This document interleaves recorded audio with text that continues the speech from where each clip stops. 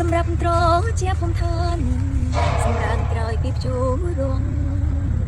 ថ្នោតអើយមានប្រយោជន៍ណាស់ឬថ្នោតបច្ចុប្បន្នជាថ្នាំការងាររងឯគល់ដាំធំកັບងងមកធ្វើជាទូដាំស្លឹកកងមានប្រយោជន៍រូបទាំងជំរុកក្រោយបូ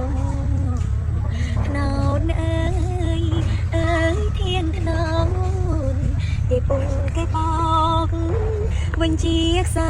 កស្លឹកធ្វើជាជាងឬក៏ប្រក់ជាដំបូលធ្វើមុខខ្ចប់ស្បៀងយ៉ាងស្រួលបញ្ជូនទៅសមរភូមិ